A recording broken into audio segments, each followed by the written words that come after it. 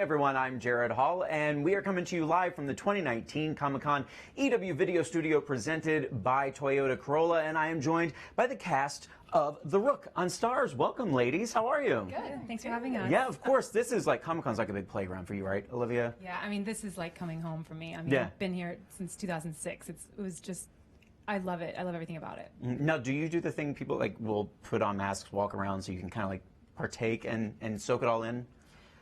No, I mean, I just walk. You know, if I can, I will walk around for a little bit. But we're on, you know, these kind of tours that we're on, they kind of take you in and out. But back when I was on G4, it was, you know, 4 years in a row, we had You were center on stage. the floor, yeah. And it was just honestly like so much fun. I was actually saying to somebody earlier, like this is when it's work, when you're promoting stuff. But when I was doing G4, even though we were doing 3 hours a day for 5 days straight, that never felt like work. It was just so much fun, and I really miss those days. Yeah, there's so much great stuff on the exhibit floor and in the convention center. It's so cool to walk around and see how much how big of fans everyone is of things. Which, speaking of which, what are each of you a big fan of?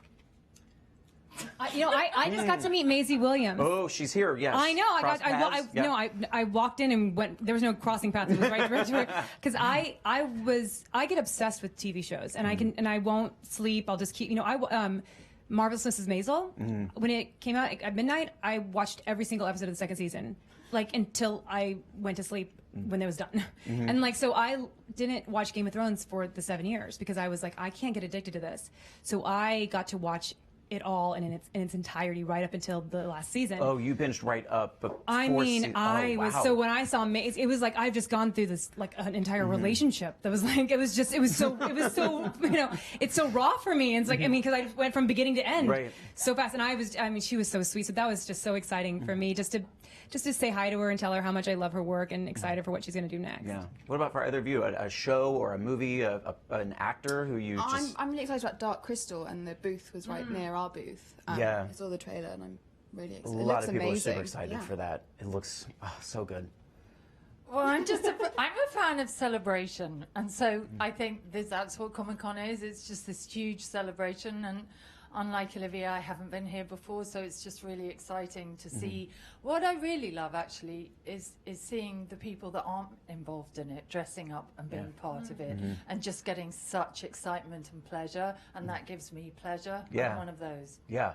Well, there are a lot of fans of this property, the original, the source material that The Rook is based on, and it's because it's so intriguing in so many ways. First of all, just because it starts under such mysterious circumstances. Wake up not knowing who you are, how you got there, who's not been there. So take me back to, we're now 3 episodes have already aired, right? It just premiered June 30th on Starz. So as this continues to unfold, especially the dynamic between the two of you, really, there's kind of a, do we want to say a rivalry? Is that fair? Think it's more I'll scratch your back, you scratch mine. Yeah. We both need something. Sure. No one else is helping us, so we use each other. Right. In a nice way. Yeah. Ish. And it's interesting you said that when you wake up without a memory, because on our press tour, everyone asked Miffany or Emma, who plays Miffany, about what is that like to and then Joely was like, well, I mean, when you have a blackout when you're drunk. I was like, oh my gosh, that's right. I have experienced That's what I meant by who hasn't been there. Everyone will wake up not knowing what happened. Yeah. And you're like, this is not my T-shirt. This is not. I don't own this. I don't know this band. I was like, that is right. I mean, I was, it was such a. I've thought about that every time I watch a show, and I'm like, I know what you're going through. So in that way, it is very relatable. But waking up with superpowers or supernatural abilities, maybe not so much. So. Yeah, or in a world you completely don't understand what's going on, who people are, who has your back, etc. And being told to run. Yeah, trust no one. Go from what, from who, and why. So as you get to explore that, I mean, what for you is just the joy as an actor of, because obviously it's probably not really something you've gotten to explore before. So what muscles are you enjoying? I did actually have short-term memory loss from an accident, so I was able to draw on real-life experience. Whoa. Yeah. Oh. Born to play Miffany. Wait, at what point did it come back? How, like you said, short-term, but like... So I lost like sort of 2 weeks of Wow. short-term memory loss. So I knew who I was. I just didn't know what I'd been doing the last 2 weeks, which was very scary. She went to the farmer's market, kept getting more vegetables. Right. She's like, this is ridiculous. And every time I went home, I was like, wait, my fridge is full. I don't understand. But yeah, no, it took like 6 months to like repair the brain.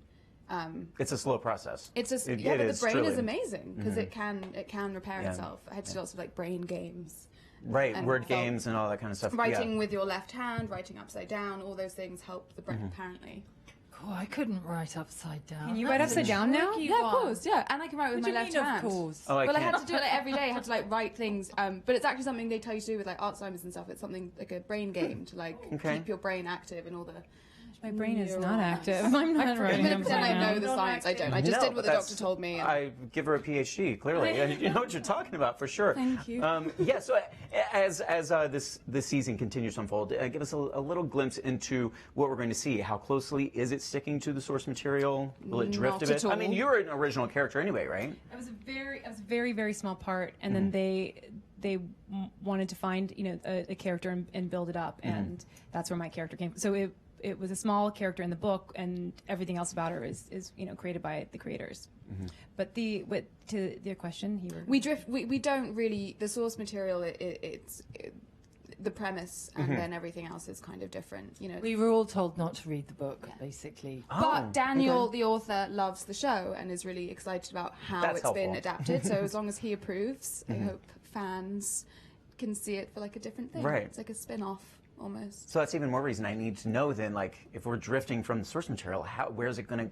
We still don't really actually know. Because they shot endings. You shot so many different. Wow. They shot 3 endings specifically because they wanted to be able to either like not tell us, confuse us, or figure it out in the editing. To make interviews difficult, right? Yeah, exactly. To make us really bad interviewees. Yeah. No, but that's actually kind of all the more interesting because the intrigue and the mystery is real. Yeah, it's a puzzle and you have to solve it, and we're solving it as cast members along with you. Well, and it was so great that Starz allowed that in a budget for us to be able to do that, because on a show like this, you want it. What's been so great is to meet the fans and see how excited they are about the mysteries of this, and it's such an intelligent show, and it's so great to be able to I think as an audience member to watch and be able to figure out all the clues before the characters are figuring them out, right. and piecing that together. So to be able to have the luxury to be able to shoot 3 different endings so that they can give the audience the best ending that they can once they see it pieced together, it's just I'm very grateful that Starz allowed that. Yeah. When you don't know what's coming, it makes it all the more better. Yeah. Well, that's very exciting, and thank you all so much for being here. Enjoy your first Comic-Con, and hopefully you get to walk around. Please stick around because we have a lot more interviews coming your way from Comic-Con. Thank you so much.